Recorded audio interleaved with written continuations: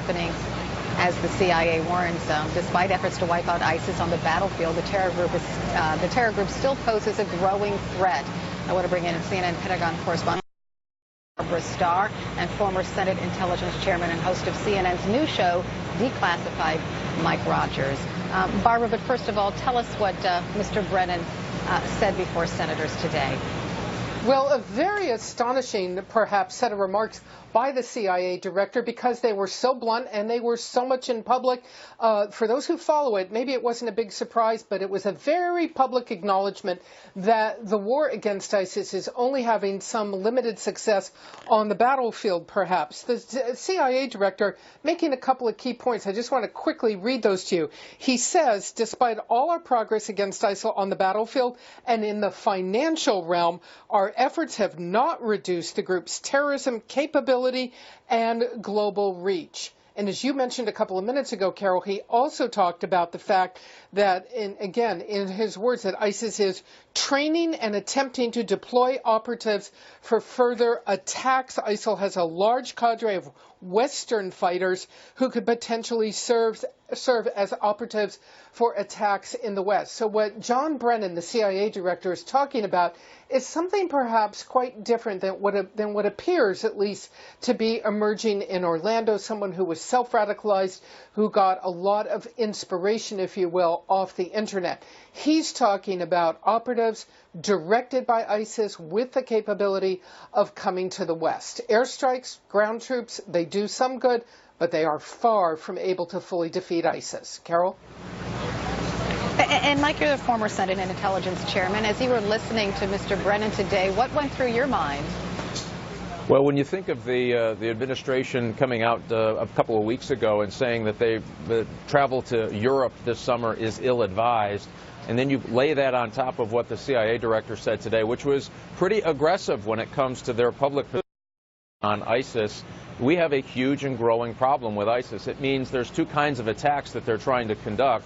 One is where they coordinate the attacks. That's where the CIA director was saying they're actually trying to infiltrate migrant flows. They're trying to either do it through smuggling routes or by legitimate air travel using probably stolen passports or false documents. And then you have where they're trying to inspire people, and they're trying to do both. So the Orlando shooting was the inspire part of it that worked and got this individual to slaughter 50 innocent Americans. Now they're doing these coordinated ISIS attacks. This could be a very dangerous summer indeed, and we're going to have to do something about ISIS in Raqqa, who's giving these permission slips to folks like Mateen in Orlando. So Barbara, what is our military doing in Raqqa? I know that Russia is also supposedly fighting ISIS terrorists in Raqqa. What's happening there?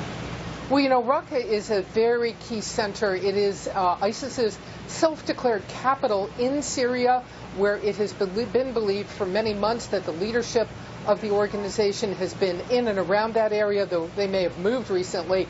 The U.S. is not on the ground in Raqqa. This is really the front line of enemy action. There are trainers, advise, and assist teams to the north of there trying to train local Syrian, Arab, and Kurdish fighters to be able to move their front line south towards Raqqa. There are airstrikes over in and around Raqqa. But again, you know, you've seen people talk about why doesn't the U.S. just put ground troops there? How are you, the Pentagon, I think it's safe to say, would come back and say, how would you put U.S. troops on the ground in Raqqa? How do you identify once you're on the ground? Who's ISIS? Who's a civilian? How do you get troops in? How do you get troops out? How do you sustain them? Apply them? How do you keep that kind of operation going? How many casualties is the American public willing to tolerate in an operation like that? So it does raise this very key question. Is there more the U.S. military could do? Is there more a president could order them to do beyond airstrikes, beyond training and trying to get local forces to move further on the ground? Raqqa is a terrific example of just how tough that equation really is, Carol. And just a reminder of you, Raqqa is in Syria, right? That presents a whole host of problems that we don't have in Iraq, right? So Mike, I ask you, what more can the United States do or should do within Syria? Yeah, so one of the things that our Special Forces community has been concerned about is this advice and consent. They believe they need to have that next step added to their mission set, which would mean that they could actually engage the enemy with our allied forces there, which gets, candidly, better success on the battlefield. But in Raqqa, most of the military planners will tell you if you have a multinational force that moves in, not a U.S.-based force, because you don't want U.S. troops going door to door in Raqqa trying to clean out that town. That would, I think, be a disaster. But we can leverage up the success of a multinational force that begins to put real pressure on Raqqa. And if we don't do that, we're going to continue to see that's their center of gravity. That's where they're running all their propaganda operations that both take advantage of beheadings of which they've done or burning women alive in cages to show how brutal they are, to inspiring somebody like Mateen to do his work. The longer we don't deal with this from a multinational approach and I think leveraging up U.S. special capabilities on the battlefield, the longer we're going to put up with operations that happen in Europe and operations that are either inspired or directed by ISIS in the United States.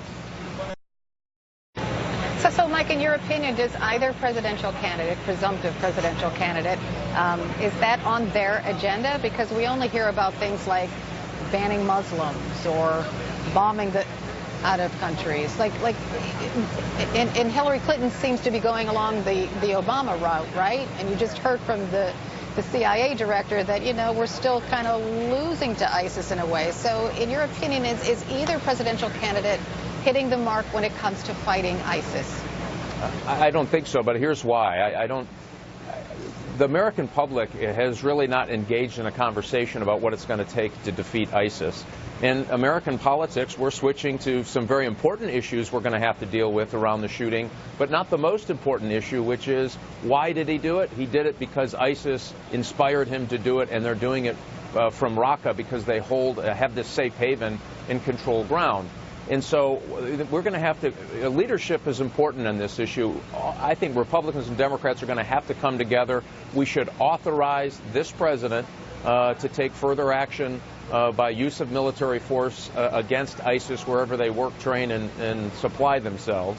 And if you notice, the CIA director was basically saying we're losing that part of the fight. We're just not winning it. Not necessarily losing, we're just not winning it. And so they can continue to do it. If we saw that, if we saw Republicans and Democrats come together with an authorization for military force and a solid plan from President Barack Obama, I think both presidential candidates can come to a place where they can assure the American people they're going to finish the job when they become president. I wouldn't wait. This shouldn't be just an election year issue. We've got lives of Americans at stake, lives of our allies in Europe at stake, and we should all come together. I think Congress needs to act. The president needs to put a much better, more robust multinational plan together, and incrementalism isn't going to work. We should be as angry about this as people are angry about the gun issue and other issues in this thing, because we've waited so long and allowed them to seat themselves and become so operational, operating out of their provincial capital in Raqqa. All right, I have to